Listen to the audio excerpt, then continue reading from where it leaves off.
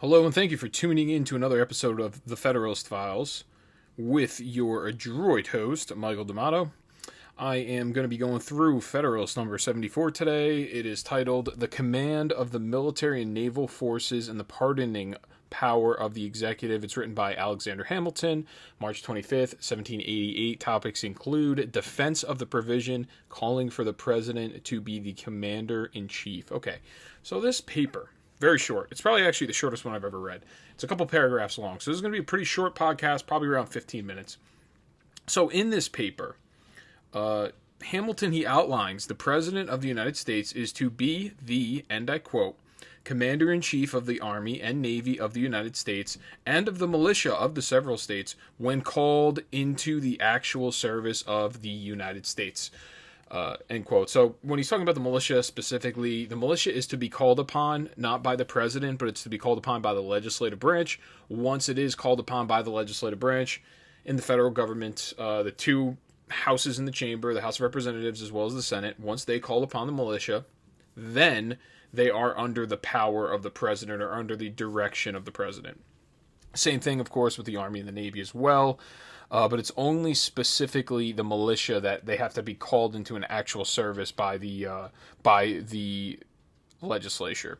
So Hamilton, he states that there will be very little contention to this provision, considering it draws similar comparisons to most state constitutions. So the concept, and I quote, of all the cares or concerns of governments, the direction of war most peculiarly demands those qualities which distinguish the exercise of power by a single hand, end quote. So yes, you need to be able to move in and deal with adversity, have some sort of sense of dexterity as well as energy as the executive, because you need that in your military. You need to be able to act swiftly, to act quickly in military operations. Thus the reasoning for the provision being the exercise of this power by one single hand as in the president. So again, to repeat before written premises, the reason for the provision is a quick and effective response to enemies, protecting the country's national security. So that's obviously the reason for this. Hamilton next, he asserts, and I quote, the direction of war implies the direction of the common strength, and the power of directing and employing the common strength forms a usual and essential part in the definition of the executive authority, end quote. So yes, the executive is to enforce the laws. They're also supposed to show strength and stability in that one position. The reasoning for them being the commander-in-chief, the reasoning for them. There's a reason that our president, when he meets with Putin or he meets with wherever the president goes, he meets with whatever other world power, it's known that they are the commander-in-chief of the military and they control the military power when they go and meet with these individuals. If they went to meet and there were figureheads from other countries and the figureheads went to go meet with whoever our Senate leader was, they would just be taken a lot less seriously. There's a reason that there's only one person in the executive authority position, and it's mostly derived from a sense of having a national security, one person ahead of the military. So the president, and he goes on next, he states, and I quote, the president may require the opinion in writing of the principal officer in each of the executive departments upon any subject relating to the duties of their respective officers. This I consider as a mere redundancy in the plan, as the right for which it provides would result of itself from the office, end quote. So he's just saying this right that they're providing for the president to oversee all operations in the executive branch. If he requests from somebody that works under him and is subordinate to him, as everyone that is in the executive branch will be subordinate to the president, if he talks to somebody that's subordinate to him and says, hey, I want some paperwork for this or that related to your duties, they have to provide that. It's really just conferring the power and confirming the power that's already given to the executive authority. So another power of the executive is to, and I quote, grant reprieves and pardons for offenses against the United States, except in cases of impeachment, end quote. So this actually, he kind of goes into at the very end here. He starts to talk about treason a little bit as well, which is actually covered under this power. And he actually gives a very good reason why it is covered under this power. But the only time that you cannot grant a pardon, as in absolve somebody of some sort of crime or wrongdoing, The only time you cannot do that is in the cases of impeachment, because it would probably actually involve the president himself, and it would be or somebody that is nominated by the president if it was somebody that was in the Supreme Court. So Hamilton, he reasons, although the proposed Constitution imposes the least threat to liberty, every system is flawed in terms of the criminal code, and this power is to be used in situations of quote-unquote unfortunate guilt, when justice would wear a countenance too sanguinary and cruel, end quote. So they use this word sanguinary. When you say sanguine means optimistic. It was the old school way of saying optimistic. Sanguinary, the root word of sanguine is red and bloody. So sanguinaries, it's pretty much any time that justice gives somebody a cruel and unusual punishment, or there's some sort of unfortunate guilt-like situation where someone's wrongly declared guilty, it gives the president the power to absolve them of that guilt and give them the reprieves and the pardons of their offenses. I mean, therefore, if you think about this late, I can't even remember her name. When Trump went forward with the First Step Act, he pardoned that woman that was a drug dealer, and they gave her like a life sentence for being a drug dealer. So he's pardoning people like that, whether you like it or not. That's the power of the executive. So next he goes on to state, and I quote, "Humanity and good policy conspire to dictate that the benign prerogative of pardoning should be as little as possible fettered or embarrassed. The criminal code of every country partakes so much of necessary severity that without an easy access to exceptions in favor of unfortunate guilt, justice would wear a countenance too sanguinary and cruel. As the sense of responsibility is always strongest in proportion as it is undivided, it may be inferred that a single man would be most ready to attend to the force of those motives which might plead for a mitigation of the rigor of the law, and least apt to yield to considerations which were calculated to shelter a fit object of its vengeance." The very important part that he says in this quote is, as the sense of responsibility is always strongest in proportion as it is undivided.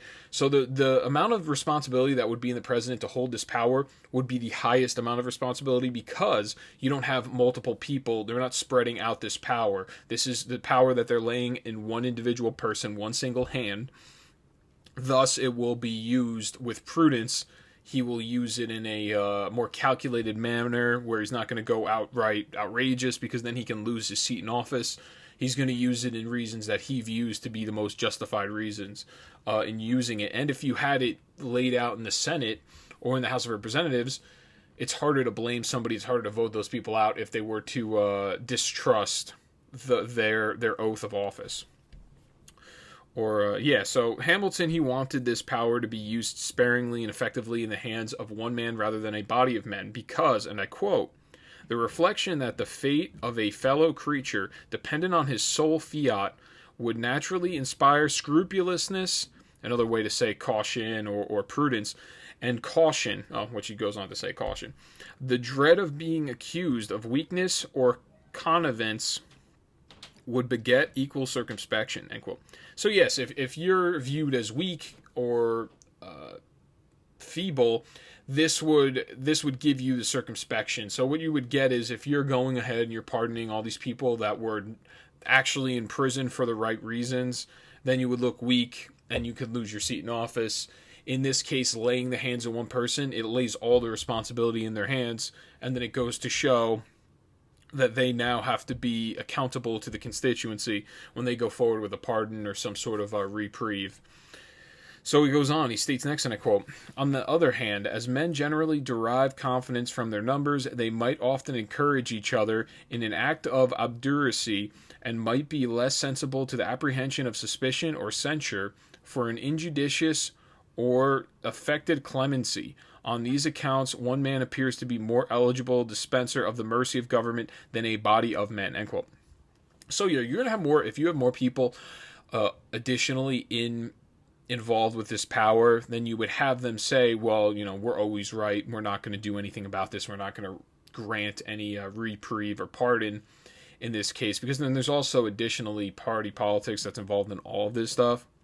And you're actually seeing that right now. You're seeing people on January 6th that are in solitary confinement, and the government hasn't even given them a trial yet, and they also set no bail. So these people have been just losing their minds for being in the Capitol building.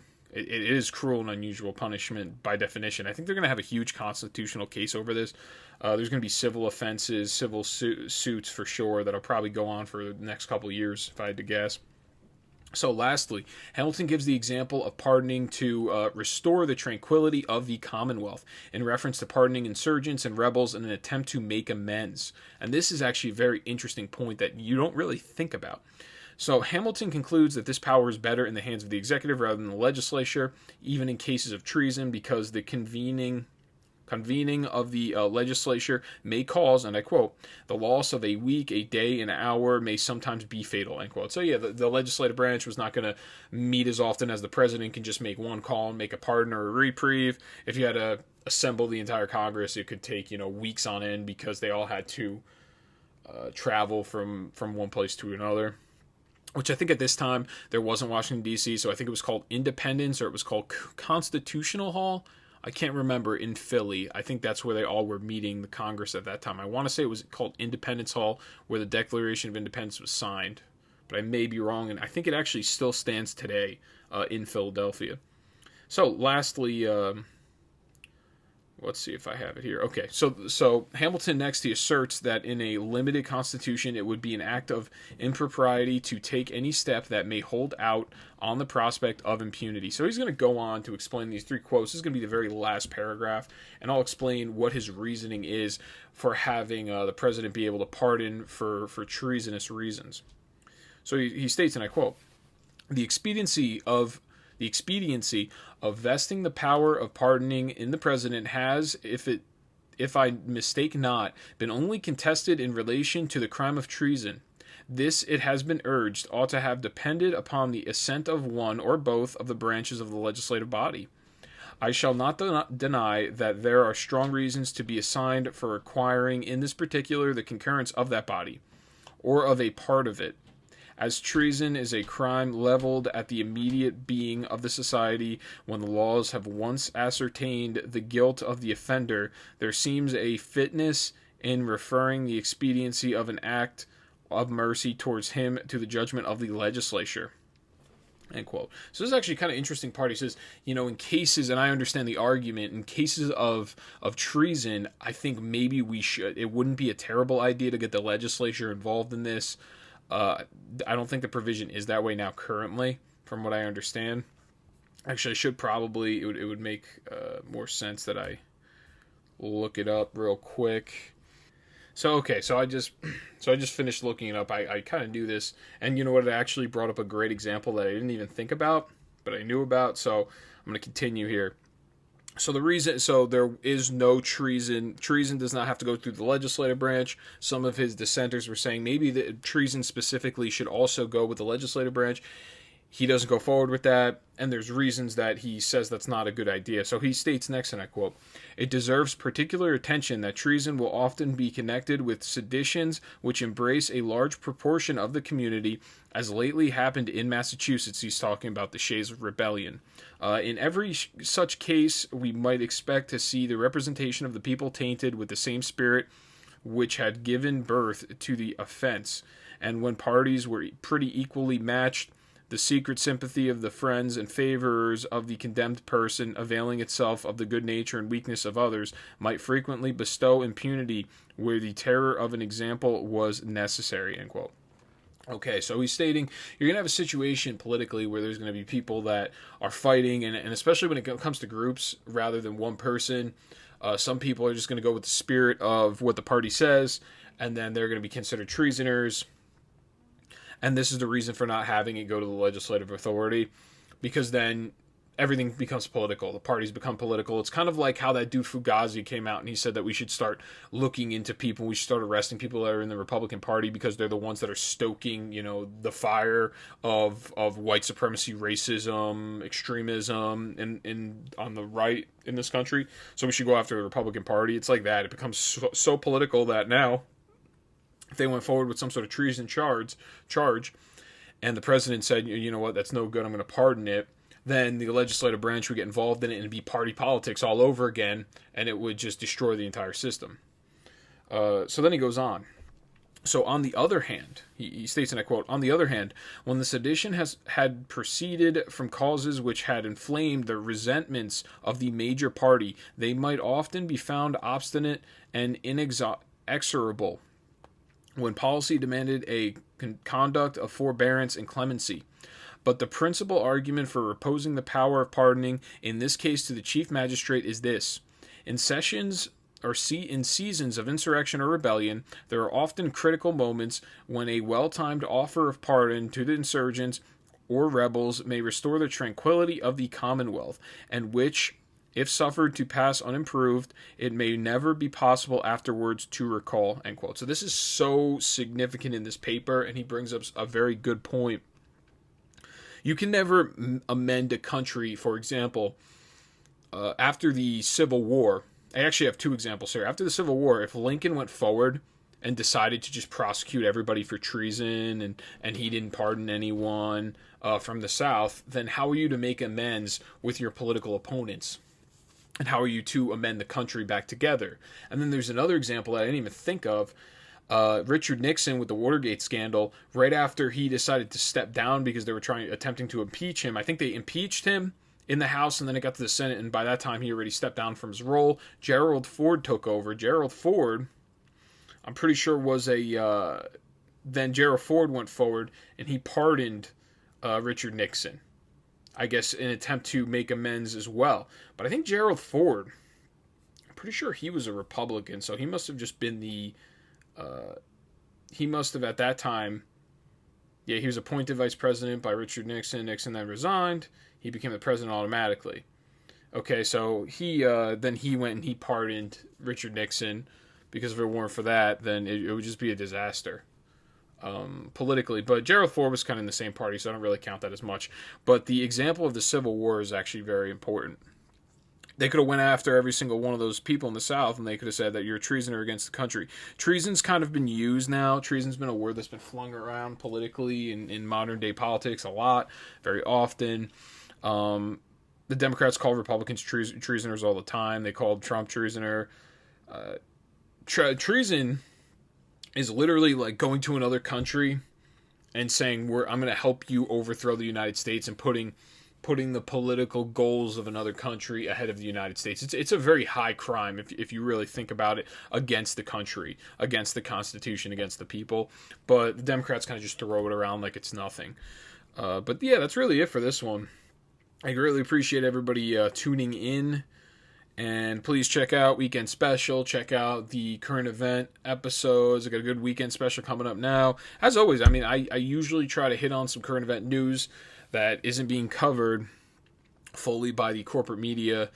And yeah, just check it out. Send it to your friends. I usually come out with short clips as well on Rumble. If you want to send your friends short clips, I'll always have all the references in the description below the video on Rumble. So it's good snippets. You don't have to watch a full podcast that's an hour long, or you don't even have to listen to it. You can listen to it on podcast networks. I pretty much have it everywhere. I have it on Spotify. I have it on Apple Podcast.